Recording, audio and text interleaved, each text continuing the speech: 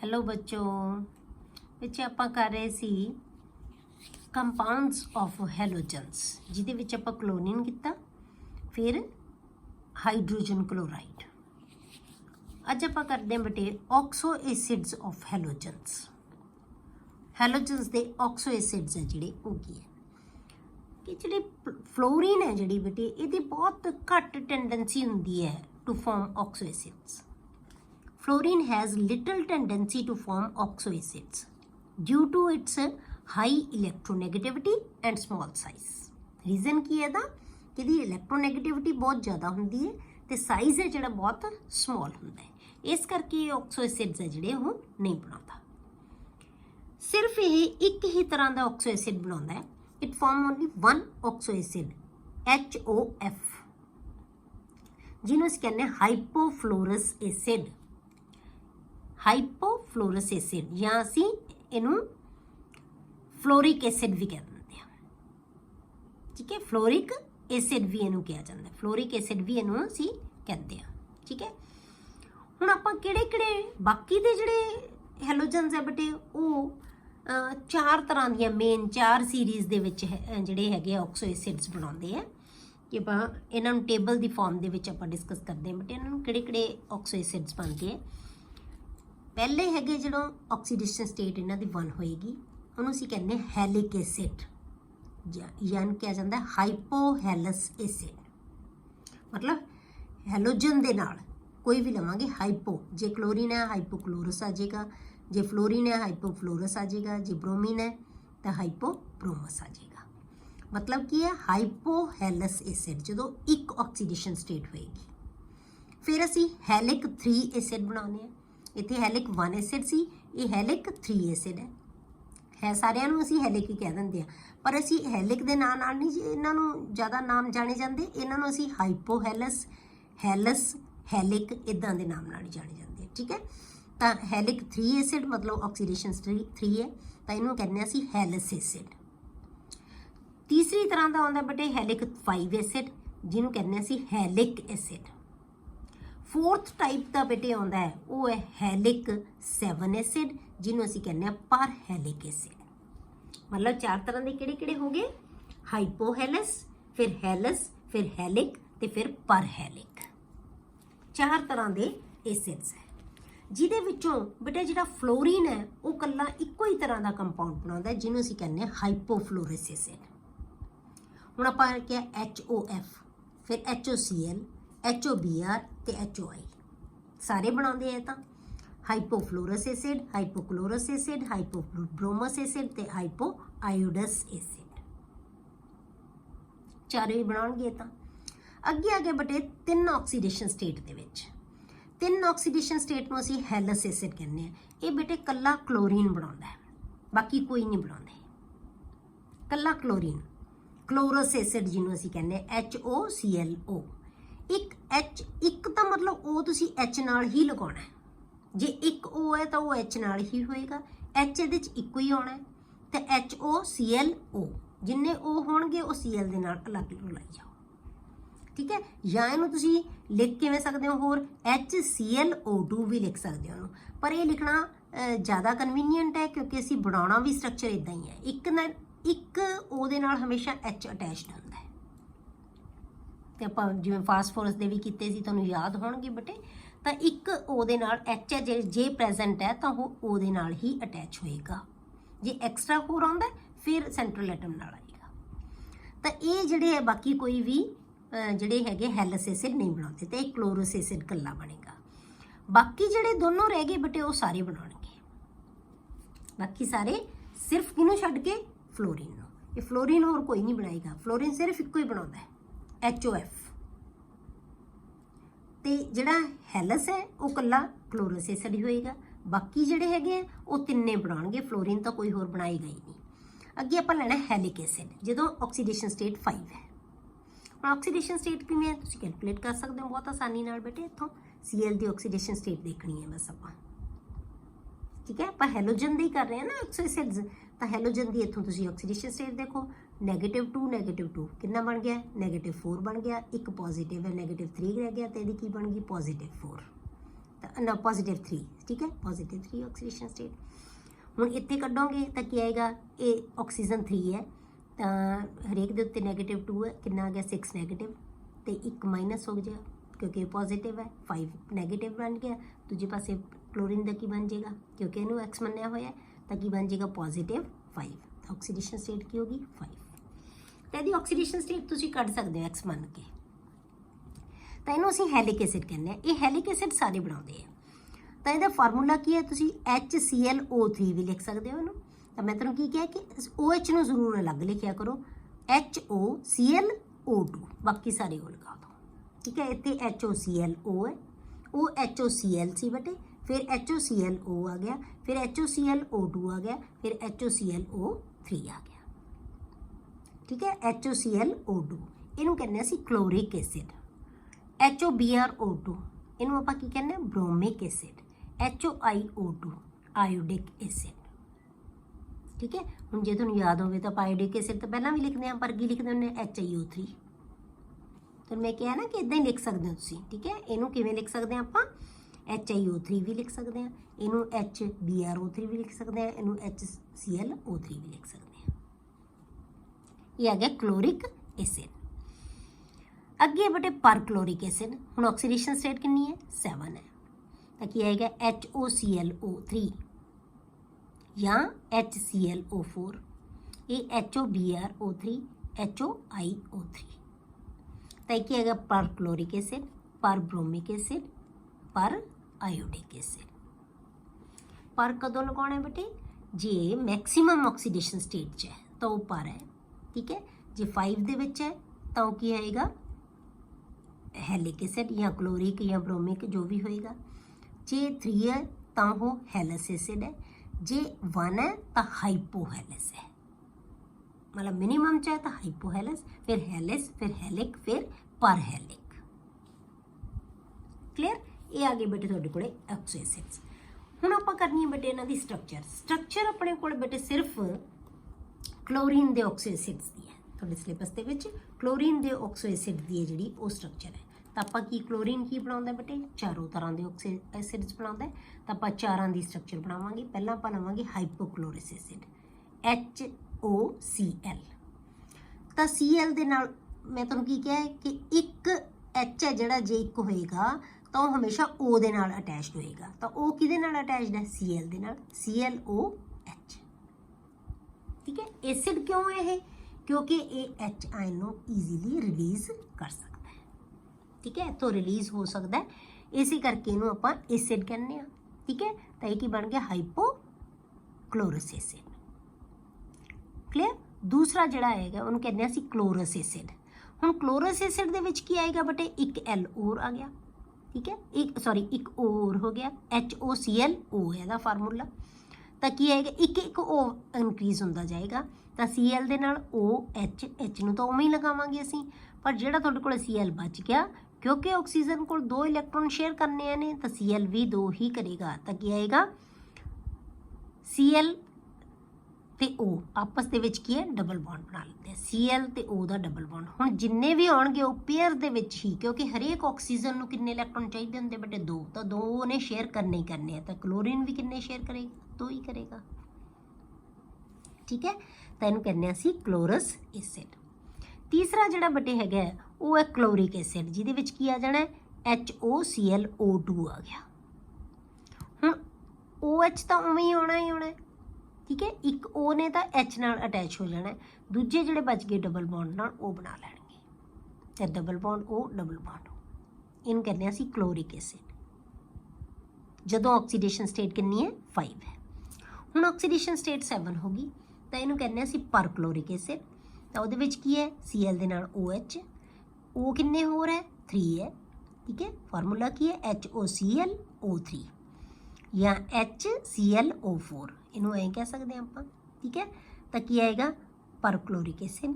ਤਾਂ ਇੱਕ ਤੇ H ਨੇ O ਨਾਲ ਅਟੈਚ ਹੋ ਜਾਣਾ, ਤਾਂ ਕਿਉਂਕਿ O ਨੇ 2 ਹੀ ਇਲੈਕਟ੍ਰੋਨ ਸ਼ੇਅਰ ਕਰਨੇ ਆ। ਇੱਥੇ ਇੱਕ ਕਲੋਰੀਨ ਨਾਲ ਕਰ ਲਿਆ, ਇੱਕ H ਨਾਲ ਕਰ ਲਿਆ, ਇੱਥੇ ਦੋਨੋਂ ਹੀ ਕਲੋਰੀਨ ਨਾਲ ਸ਼ੇਅਰ ਕਰਨੇ ਆ। ਤਾਂ ਇੱਥੇ double bond O, double bond O, double bond O। ਤਾਂ ਇਹ ਕੀ ਹੈ, ਪਰਕਲੋਰਿਕ ਐਸਿਡ। ਇਹ ਸਟਰਕਚਰਸ ਹੈ ਬੇਟੇ ਇਕੱਲੇ ਆਪਾਂ ਨੂੰ ऑक्सो एसिड्स ऑफ क्लोरीन। ठीक है, नेक्स्ट है बेटे वो है inter halogen compounds. Inter halogen compound very important topic, मतलब ਇਹਦੇ ਚੋਂ क्वेश्चन मैक्सिमम टाइम्स ਇਹਦੇ ਚੋਂ क्वेश्चन ਆਉਂਦਾ ਤੁਹਾਨੂੰ इंटर हैलोजन्स ਦੇ ਵਿੱਚੋਂ।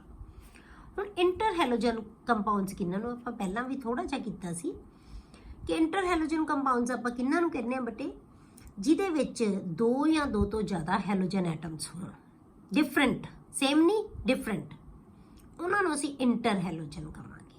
The compounds containing 2 or more halogen atoms are called interhalogen compounds. They may be represented by general formula X, X dash N.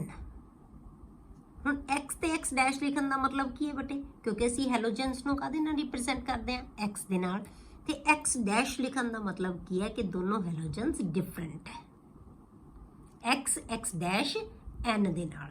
ਤਾਂ ਇਹ ਕੀ ਹੋ ਸਕਦਾ ਹੈ, X XX ਵੀ ਹੋ ਸਕਦਾ ਹੈ, XX3 ਵੀ ਹੋ ਸਕਦਾ ਹੈ, XX5 ਵੀ ਹੋ ਸਕਦਾ ਹੈ, XX7 ਵੀ ਹੋ ਸਕਦਾ ਹੈ, ਮਤਲਬ ਆਪਣੀਆਂ ਸਾਰੀਆਂ ਆਕਸੀਡੇਸ਼ਨ ਸਟੇਟਸ ਦੇ ਵਿੱਚ ਇਹ ਕੰਪਾਊਂਡ ਬਣਾ ਸਕਦਾ ਹੈ।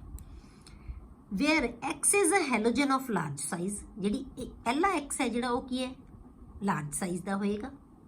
ਠੀਕ ਹੈ, and X dash is of smaller size, ਜਿਹੜਾ ਇਹਦੇ ਨਾਲ ਅਟੈਚਡ ਸਪੀਸ਼ੀਜ਼ ਹੈ ਉਹ ਕੀ ਹੈ, ਸਮਾਲਰ ਸਾਈਜ਼ ਹੋਏਗਾ।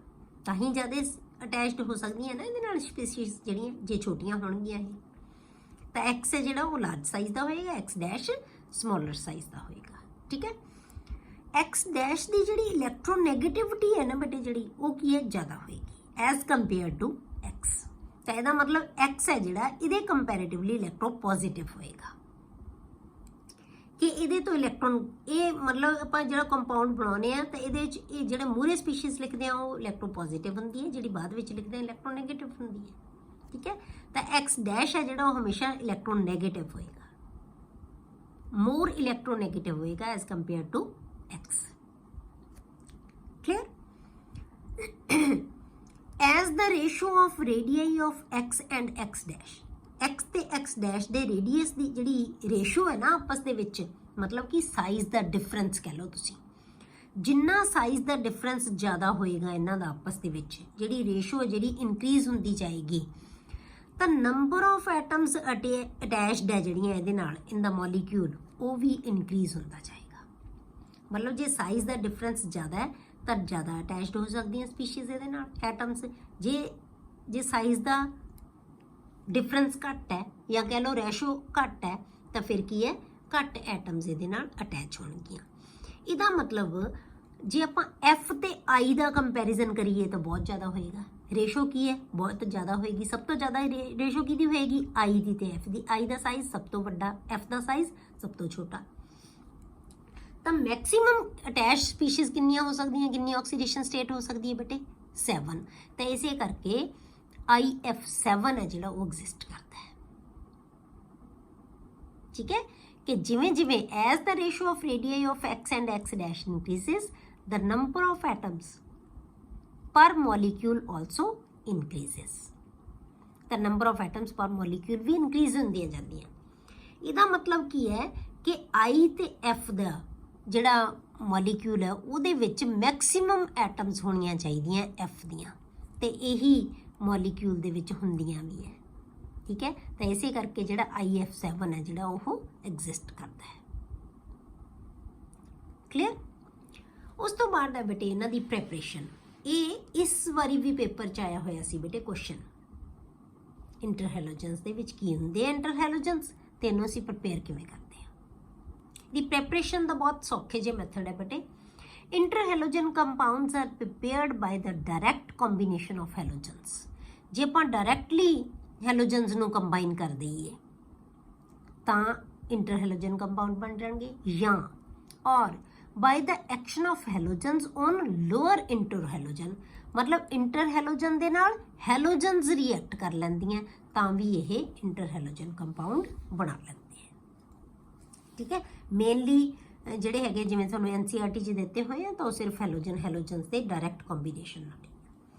ਇਹਨਾਂ ਦਾ ਨਾ ਜਿਹੜੇ ਬੜੀ ਪ੍ਰੋਡਕਟ ਬਣਦੀ ਹੈ ਇਹ ਕੰਡੀਸ਼ਨਲ ਹੁੰਦੀ ਹੈ, ਹੁਣ ਜਿਵੇਂ ਤੁਹਾਨੂੰ ਆਇਆ ਹੋਇਆ ਸੀ ਕਿ ਗਿਵ ਦਾ ਪ੍ਰੈਪਰੇਸ਼ਨ ਆਫ, ਐਤਕੀ ਪੇਪਰ 'ਚ ਸੀਗਾ give the preparation of ClF3।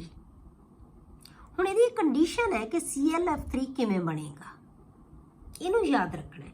ਜੇ ਅਸੀਂ ਆਹ ਮੈਥਡ ਦੇ ਦਾਂਗੇ ClF3 ਦਾ, ਆਹ ਵਾਲਾ ਮੈਥਡ ਲਿਖ ਦਾਂਗੇ ਤਾਂ ਇਹ ਗਲਤ ਹੋ ਜਾਏਗਾ।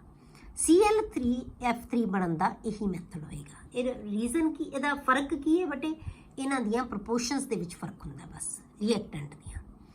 ਜੇ ਆਪਾਂ Cl2 ਤੇ F2 ਨੂੰ ਆਪਾਂ ਕੀ ਕਿਹਾ ਸੀ ਕਿ ਇੰਟਰ ਹੈਲੋਜਨਸ ਨੂੰ ਆਪਾਂ ਡਾਇਰੈਕਟ ਕੰਬੀਨੇਸ਼ਨ ਆਫ ਹੈਲੋਜਨਸ ਨਾਲ ਪ੍ਰਿਪੇਅਰ ਕਰ ਸਕਦੇ ਹਾਂ। ਅਸੀਂ ਜੇ ClF ਬਣਾਉਣਾ ਹੈ ਤਾਂ ਕਲੋਰੀਨ ਤੇ ਫਲੋਰੀਨ ਨੂੰ ਅਸੀਂ ਡਾਇਰੈਕਟ ਅਟੈਚ ਕਰ ਦੋ, ਇਹ ਆਪਸ ਦੇ ਵਿੱਚ ਕੰਬਾਈਨ ਹੋ ਜਾਣਗੇ। Cl2 + F2 gives ClF। ਜਦੋਂ ਇਹਨਾਂ ਨੂੰ ਅਸੀਂ ਇਕੁਅਲ ਵੋਲਿਊਮਸ ਦੇ ਵਿੱਚ ਲਵਾਂਗੇ, ਠੀਕ ਹੈ, ਇਕੁਇਮੋਲਰ ਹੈ ਇਹ, ਜਿੰਨੀ ਕਲੋਰੀਨ ਲਈ ਹੈ ਉਨੀ ਹੀ ਅਸੀਂ ਫਲੋਰੀਨ ਲਵਾਂਗੇ, ਠੀਕ ਹੈ। ਜੇ ਇਕੁਇਮੋਲਰ ਲਈ ਹੈ ਤਾਂ 437 ਕੈਲਵਿਨ ਤੇ ਜਦੋਂ ਅਸੀਂ ਇਹਨੂੰ ਹੀਟ ਕਰਾਂਗੇ ਤਾਂ ਇਹ ਕੀ ਬਣਾ ਲੇਗਾ ClF, ਮਤਲਬ ਸੇਮ ਐਟਮਸ ਹੀ ਕੰਬਾਈਨ ਹੋਣਗੇ ਇੱਕ ਇੱਕ ਦੀ ਰੇਸ਼ੋ ਦੇ ਵਿੱਚ। ਜੇ ਰੇਸ਼ੋ ਇਹਨਾਂ ਦੀ ਵੋਲਿਊਮਸ ਦੀ ਰੇਸ਼ੋ ਸੇਮ ਹੈ ਤਾਂ ਇਹਨਾਂ ਦੀ ਐਟਮਸ ਦੀ ਕੰਬਾਈਨਿੰਗ ਜਿਹੜੀਆਂ ਹੋ ਰਹੀਆਂ ਉਹ ਵੀ ਕੀ ਹੋਣਗੀਆਂ, ਸੇਮ ਹੋਏਗੀਆਂ, ਠੀਕ ਹੈ। ਤਾਂ ਕੀ ਬਣੇਗਾ ClF। ਪਰ ਜੇ ਬੇਟੇ ਆਪਾਂ F ਨੂੰ ਐਕਸੈਸ ਦੇ ਵਿੱਚ ਲੈ ਲਈਏ, ਹੁਣ ਆਪਾਂ F2 ਨੂੰ ਫਲੋਰੀਨ ਨੂੰ ਅਸੀਂ ਐਕਸੈਸ 'ਚ ਲੈ ਲਿਆ, ਪਹਿਲਾਂ ਅਸੀਂ ਇਕੁਇਮੋਲਰ ਲਏ ਸੀ, ਹੁਣ ਅਸੀਂ ਐਕਸੈਸ 'ਚ ਲੈ ਲਿਆ ਫਲੋਰੀਨ, ਤਾਂ ਫਿਰ ਇਹ ClF3 ਬਣਾਏਗਾ। ਮਤਲਬ ਜੇ ਤੁਸੀਂ ਪ੍ਰੈਪਰੇਸ਼ਨ ਤੁਹਾਨੂੰ ਇਹਦੀ ਆਉਂਦੀ ਹੈ ਤਾਂ ਤੁਹਾਨੂੰ ਲਿਖਣਾ ਪਏਗਾ ਕਿ F ਹੈ ਜਿਹੜਾ ਉਹ ਕੀ ਹੈ, ਐਕਸੈਸ ਦੇ ਵਿੱਚ ਲਿਆ ਸੀ। ਬਸ ਇੱਥੋਂ ਹੀ ਕਲੀਅਰ ਹੋ ਜਾਂਦਾ ਹੈ, ਇਹ ਤੋਂ ਯਾਦ ਰੱਖਣ ਦੀ ਵੀ ਲੋੜ ਨਹੀਂ। ਜੇ ਕੰਪਾਊਂਡ ਦੇ ਵਿੱਚ F ਜ਼ਿਆਦਾ ਲੱਗਿਆ ਹੋਇਆ ਤਾਂ ਮਤਲਬ ਅਸੀਂ F ਨੂੰ ਐਕਸੈਸ ਦੇ ਵਿੱਚ ਲੈਣਾ ਹੈ। ਕਲੀਅਰ ਹੈ ਨਾ, ਠੀਕ ਹੈ। Cl2 + 3F2 ਤਾਂ ਕੀ ਬਣਾ ਲੇਗਾ ਇਹ ClF3। ਇਹਨੂੰ ਤਾਂ ਬੈਲੈਂਸ ਕਰਨਾ ਨਾ, ਤਾਂ ਮੋਲਰ ਤਾਂ ਆਉਣਗੇ ਬੈਲੈਂਸ ਕਰਨ ਵਾਸਤੇ ਬਸ, ਅਦਰਵਾਈਜ਼ Cl2F2 ਗਿਵਸ ClF3। ਤਾਂ ਬੈਲੈਂਸ ਤਾਂ ਅਸੀਂ ਕਰਾਂਗੇ ਹੀ ਕਰਾਂਗੇ। ਜੇ Cl2 ਹੈ ਤਾਂ 2 ਆਏਗਾ ਹੀ ਆਏਗਾ। F ਕਿੰਨਾ ਹੋ ਗਿਆ 4, ਤਾਂ ਇਹ ਕਿੰਨਾ 6 ਸੌਰੀ, ਤਾਂ ਕੀ ਆਏਗਾ F6। ਪਰ ਇਹ ਕਦੋਂ ਬਣੇਗਾ, ਜਦੋਂ ਅਸੀਂ F ਨੂੰ ਐਕਸੈਸ ਦੇ ਵਿੱਚ ਲਵਾਂਗੇ। ਇਵੇਂ ਸਾਰੇ ਬਾਕੀ ਦੇ ਵੀ ਕੰਪਾਊਂਡ ਬਣਨਗੇ। ਪਰ ਇੱਕ ਆਪਾਂ ਕੰਪਾਊਂਡ ਬਣਾਉਣੇ ਆ ਜੇ ਇੰਟਰ ਹੈਲੋਜਨ ਦੇ ਨਾਲ ਹੈਲੋਜਨ ਕੰਬਾਈਨ ਹੋ ਰਿਹਾ। NCERT 'ਚ ਤੁਹਾਨੂੰ ਕੋਈ ਐਗਜ਼ਾਮਪਲਸ ਨਹੀਂ ਗਿਵਨ ਹੈਗੀਆਂ, ਪਰ ਤੁਹਾਡੀ ਆਪਾਂ ਨੂੰ ਫਿਰ ਵੀ ਆਪਾਂ ਕਿਉਂਕਿ ਡੈਫੀਨੇਸ਼ਨ ਦੇ ਵਿੱਚ ਲਿਖਿਆ ਆਪਾਂ ਕਿ ਜਿਹੜੇ ਇੰਟਰ ਹੈਲੋਜਨ ਜਿਹੜੀਆਂ ਹੈਗੀਆਂ ਉਹ ਹੈਲੋਜਨਸ ਦੇ ਨਾਲ ਕੰਬਾਈਨ ਹੋ ਕੇ ਵੀ ਬਣਾ ਲੈਂਦੀ ਹੈ, ਠੀਕ ਹੈ। ਤਾਂ ਕੀ ਹੈਗਾ ClF + F2 ਤਾਂ ਕੀ ਬਣਾ ਲਿਆ ClF3। ਹੁਣ ਆਪਾਂ ਆਇਓਡੀਨ ਦੇ ਨਾਲ ਕੰਬਾਈਨ ਕਰਦੇ ਹਾਂ ਕਲੋਰੀਨ ਨੂੰ, ਆਇਓਡੀਨ + ਕਲੋਰੀਨ ਕੀ ਬਣਾਏਗਾ ICl, ਜਦੋਂ ਇਹ ਇਕੁਇ ਵੋਲਿਊਮਸ ਹੈ, ਠੀਕ ਹੈ। ਜੇ ਆਪਾਂ ਇਹਨਾਂ ਦੇ ਇਕੁਇ ਵੋਲਿਊਮ ਲੈ ਲਏ ਤਾਂ ਫਿਰ ਕੀ ਆਏਗਾ, ਜਿਹੜਾ ਹੈਗਾ ICl ਬਣੇਗਾ, I ਤੇ Cl। ਜੇ ਆਪਾਂ Cl ਨੂੰ ਐਕਸੈਸ ਦੇ ਵਿੱਚ ਲੈ ਲਾਂਗੇ ਤਾਂ ਕੀ ਬਣ ਜਾਏਗਾ ICl3, ਬਿਲਕੁਲ ਉਵੇਂ ਜਿਵੇਂ ਆਪਾਂ ਉੱਪਰ ਬਣਾਇਆ ਸੀ।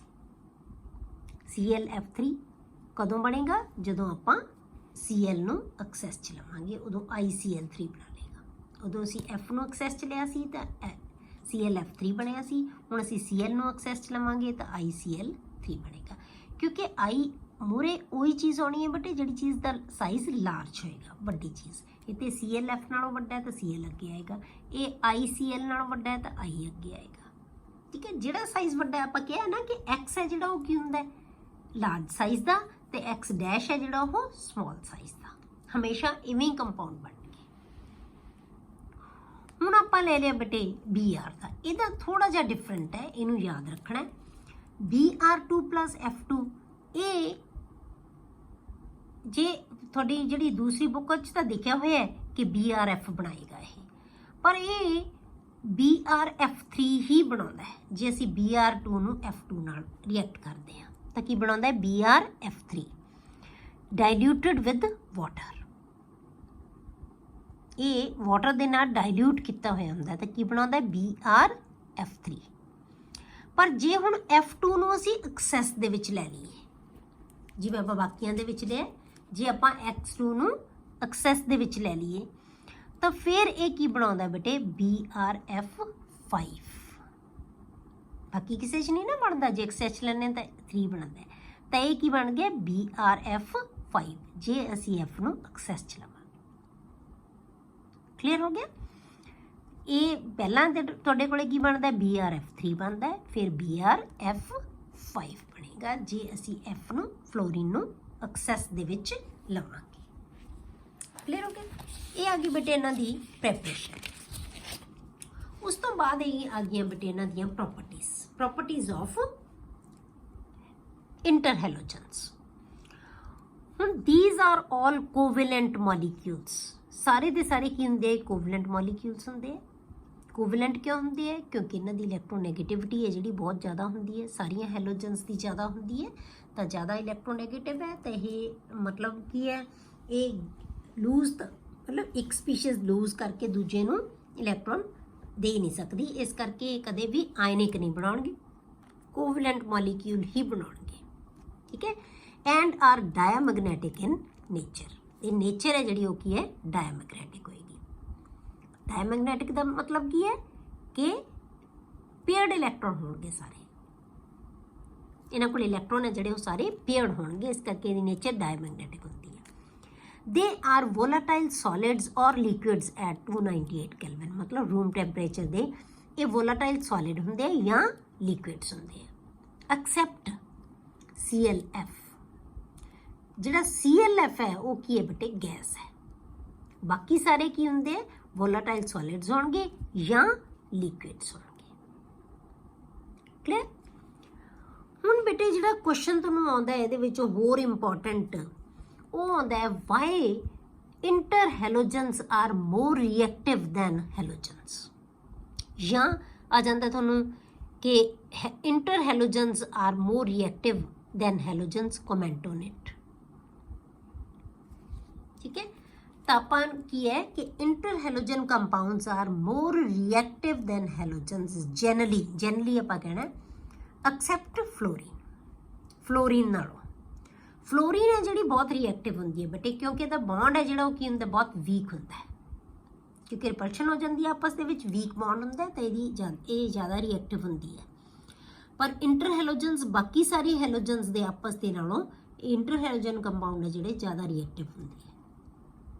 This is because XX dash bond ਹੈ ਜਿਹੜਾ, ਮਤਲਬ ਕਿ ਡਿਫਰੈਂਟ ਜੇ ਹੈਲੋਜਨਸ ਦੇ ਵਿੱਚ ਬੌਂਡ ਬਣਿਆ ਹੋਏਗਾ ਸੇਮ ਹੈਲੋਜਨ ਦੇ ਕੰਪੈਰੇਟਿਵਲੀ, ਜੇ ਡਿਫਰੈਂਟ ਹੈਲੋਜਨਸ ਦੇ ਵਿੱਚ ਬੌਂਡ ਬਣਿਆ ਹੋਇਆ ਹੈ ਉਹ ਬੌਂਡ ਵੀਕ ਹੁੰਦਾ ਹੈ।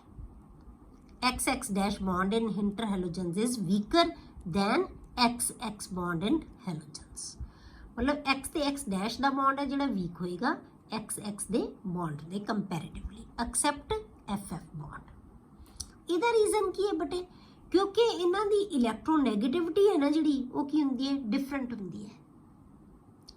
ਇਲੈਕਟ੍ਰੋਨੈਗੇਟਿਵਿਟੀ ਡਿਫਰੈਂਟ ਹੋਣ ਕਰਕੇ ਜਿਹਦੀ ਇਲੈਕਟ੍ਰੋਨੈਗੇਟਿਵਿਟੀ ਜ਼ਿਆਦਾ ਹੋਏਗੀ ਉਹ ਇਲੈਕਟ੍ਰੋਨ ਦੇ ਪੇਅਰ ਨੂੰ ਆਪਣੇ ਵੱਲ ਅਟਰੈਕਟ ਕਰ ਲਏਗਾ, ਤਾਂ ਬੌਂਡ ਹੈ ਜਿਹੜਾ ਉਹ ਕੀ ਹੈ ਵੀਕ ਹੁੰਦਾ ਹੈ। ਇਹਦਾ ਰੀਜ਼ਨ ਇਲੈਕਟ੍ਰੋਨੈਗੇਟਿਵਿਟੀ ਦਾ ਡਿਫਰੈਂਸ ਆਏਗਾ ਕਿ ਵੀਕ ਬੌਂਡ ਕਿਉਂ ਹੁੰਦਾ ਹੈ, ਡਿਊ ਟੂ ਡਿਫਰੈਂਟ ਇਲੈਕਟ੍ਰੋਨੈਗੇਟਿਵਿਟੀਜ਼। ਕਿਉਂਕਿ ਜਿਹੜਾ ਬੇਟੇ ਸੇਮ ਹੈਲੋਜਨਸ ਦੇ ਵਿੱਚ ਬੌਂਡ ਬਣਿਆ ਹੋਇਆ ਤੇ ਇਲੈਕਟ੍ਰੋਨੈਗੇਟਿਵਿਟੀ ਦੋਨਾਂ ਦੀ ਕੀ ਹੈ ਸੇਮ ਹੈ, ਤਾਂ ਇਹ ਬੌਂਡ ਕੀ ਰਹੇਗਾ ਸਟਰੋਂਗ ਰਹੇਗਾ, ਕੰਪੈਰੇਟਿਵਲੀ ਸਟਰੋਂਗ ਹੋਏਗਾ। ਜੇ ਬੌਂਡ ਸਟਰੋਂਗ ਹੈ ਤਾਂ ਰਿਐਕਟਿਵਿਟੀ ਘੱਟ ਹੋਏਗੀ, ਜਿੰਨਾ ਬੌਂਡ ਵੀਕ ਹੋਏਗਾ ਰਿਐਕਟਿਵਿਟੀ ਉਹਦੀ ਉਨੀ ਜ਼ਿਆਦਾ ਹੋਏਗੀ। Clear? Their molecular structures can be explained on the basis of VSEPR theory। ਜਿਹੜੇ ਮੋਲੀਕਿਊਲਸ ਹੁੰਦੇ ਆ ਸਾਰੇ ਇੰਟਰਹੈਲੋਜਨਸ ਬਣ ਕੇ, ਇਹਨਾਂ ਦੇ ਜਿਹੜੇ ਮੋਲੀਕੂਲਰ ਸਟਰਕਚਰਸ ਹੈ ਨਾ ਬਹੁਤ ਇੰਪੋਰਟੈਂਟ ਹੈ, ਇਹਨਾਂ ਨੂੰ ਅਸੀਂ VSEP ਥਿਊਰੀ ਦੇ ਨਾਲ ਐਕਸਪਲੇਨ ਕਰ ਸਕਦੇ ਹਾਂ। ਠੀਕ ਹੈ, ਤਾਂ ਹੁਣ ਆਪਾਂ ਜੇ ਆਪਾਂ ਕਹੀਏ ਕਿ XX-3 ਮੋਲੀਕਿਊਲ ਹੈ ਜਿਹੜਾ, ਉਹਦੀ ਜਿਓਮੈਟਰੀ ਹੈ ਜਿਹੜੀ ਉਹ ਕੰਪਾਊਂਡ ਦੀ ਕੀ ਹੋਏਗੀ T ਸ਼ੇਪ ਹੁੰਦੀ ਹੈ। XX5 ਦੇ ਕੰਪਾਊਂਡ ਦੀ ਜਿਓਮੈਟਰੀ ਹੈ ਜਿਹੜੀ ਸਕੁਅਰ ਪਿਰਾਮਿਡਲ ਹੁੰਦੀ ਹੈ। IF7 ਹੈ ਜਿਹੜਾ ਕੰਪਾਊਂਡ, ਉਹਦੀ ਜਿਓਮੈਟਰੀ ਹੁੰਦੀ ਹੈ ਪੈਂਟਾਗੋਨਲ ਬਾਈ ਪਿਰਾਮਿਡਲ। ਹੁਣ ਆਪਾਂ ਕਿਵੇਂ ਦੱਸਾਂਗੇ ਬੇਟੇ VSEP ਥਿਊਰੀ ਦੇ ਬੇਸ ਤੇ। ਹੁਣ ਇਹ ਜੇ ਤੁਹਾਨੂੰ ਯਾਦ ਹੋਵੇ ਤਾਂ 1 ਦੇ ਵਿੱਚ ਤੁਸੀਂ ਇਹ ਬਿਲਕੁਲ ਸ਼ੇਪਸ ਸਾਰੀਆਂ ਕੀਤੀਆਂ ਹੋਈਆਂ ਉੱਥੇ। ਠੀਕ ਹੈ, ਪਹਿਲਾਂ ਆਪਾਂ ਕਰਦੇ ਹਾਂ ਬੇਟੇ ClF3 ਦੇ ਵਿੱਚ ਆਪਾਂ ਕੈਲਕੂਲੇਟ ਕਰਦੇ ਹਾਂ ਇਹਦੀ ਸ਼ੇਪ ਜਾਂ ਜਿਓਮੈਟਰੀ ਕੀ ਹੋਏਗੀ। ਤਾਂ ਆਪਾਂ ਕਿਵੇਂ ਕੈਲਕੂਲੇਟ ਕਰਦੇ ਹੁੰਦੇ ਸੀ, ਤੁਹਾਨੂੰ ਦਿਮਾਗ 'ਚ ਹੋਏਗਾ।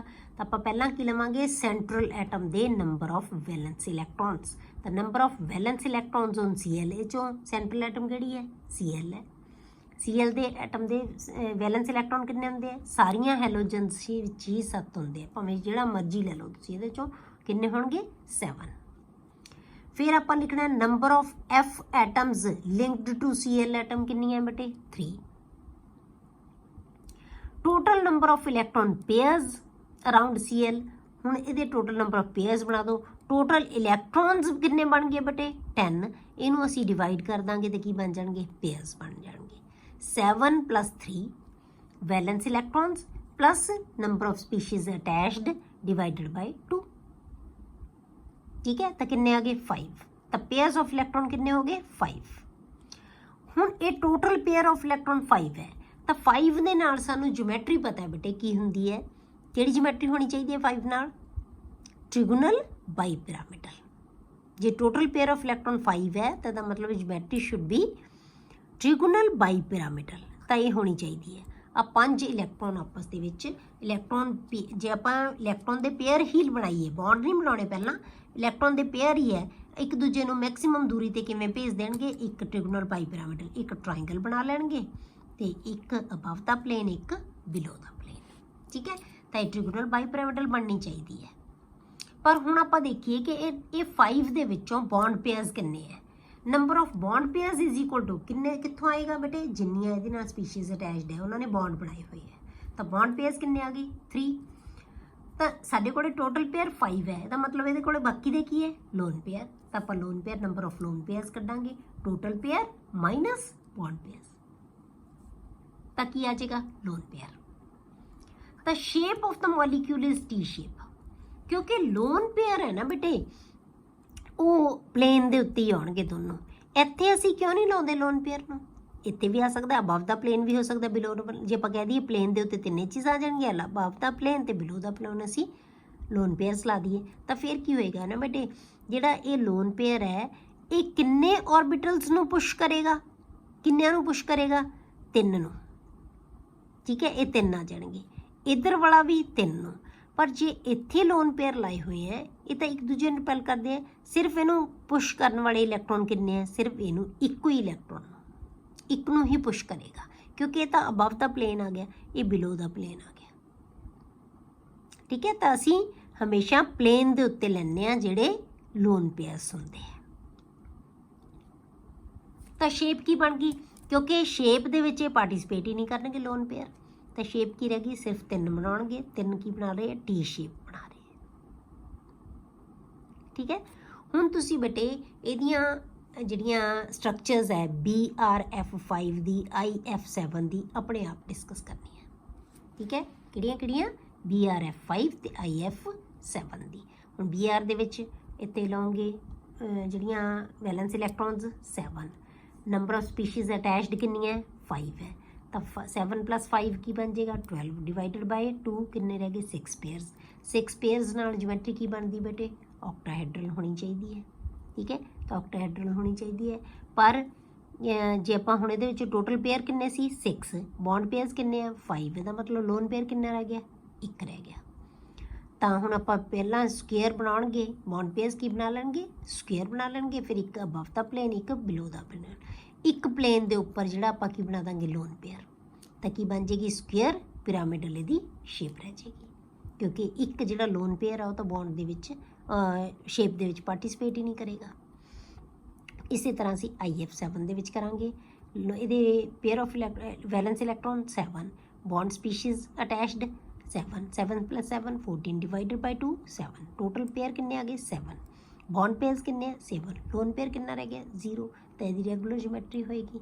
ਰੈਗੂਲਰ ਜਿਓਮੈਟਰੀ ਕੀ ਹੋਏਗੀ ਬੇਟੇ, 7 ਕਿਵੇਂ ਬਣਾਉਂਦੇ ਆ, ਇਲੈਕਟ੍ਰੋਨ ਇੱਕ ਦੂਜੇ ਨੂੰ ਕਿਵੇਂ ਪੁਸ਼ ਕਰਨਗੇ ਜਾਂ ਸੈੱਟ ਕਰਨਗੇ ਇੱਕ ਦੂਜੇ ਨੂੰ, ਇੱਕ ਪੈਂਟਾਗਨ ਬਣ ਜਾਏਗਾ ਪਲੇਨ ਦੇ ਉੱਤੇ, ਇੱਕ ਅਬਵ ਦਾ ਪਲੇਨ, ਇੱਕ ਬਿਲੋ ਦਾ ਪਲੇਨ, ਤਾਂ ਕੀ ਬਣੇਗਾ, ਪੈਂਟਾਗਨ ਬਾਈ ਪਿਰਾਮਿਡਲ।